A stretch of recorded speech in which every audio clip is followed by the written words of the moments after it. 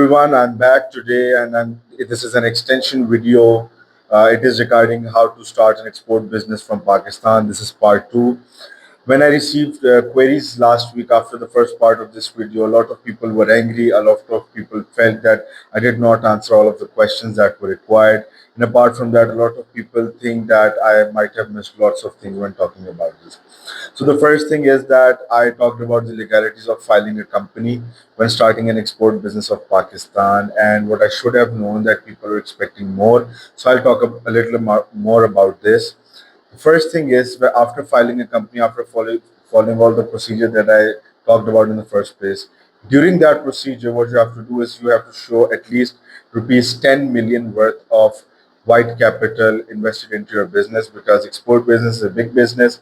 So you need to show capital in that, and obviously your lawyer would know all about it in terms of how to show that capital and how to show white money, at least rupees 10 million, because they wouldn't let you file for an export business and import business if you don't do this.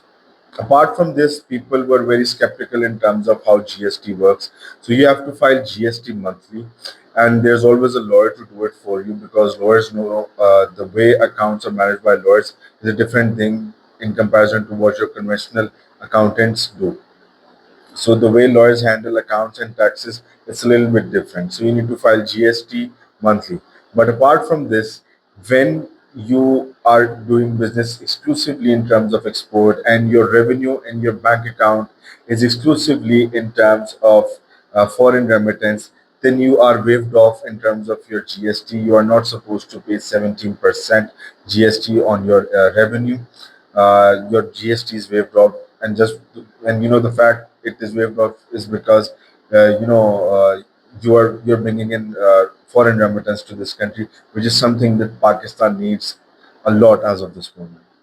Apart from this, a lot of people ask me about the procedure. So if I have to put it in basic terms, there's lots of detail to it. But if I have to put it in basic terms, so if it's like a $10,000 shipment that is supposed to leave Pakistan.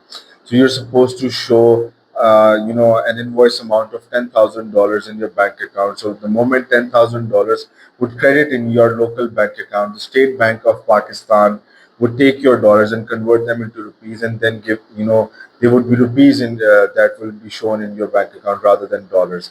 There's a standard process, and the big thing that happens is that an e-form is generated by the bank, which is given to you, and that e-form is then to be given to the customs when dispatching the product, when dispatching the shipment.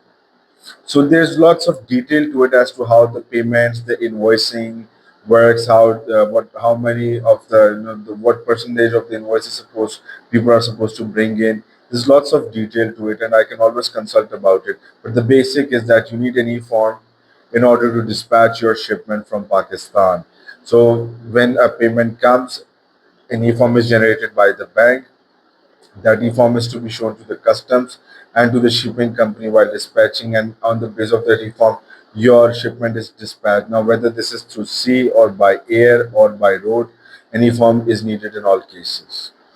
There are lots of other ways as well, but this is the standard protocol.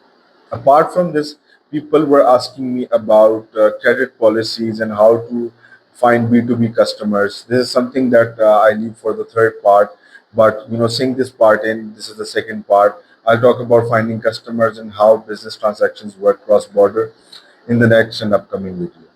Thank you very much, and go global with art.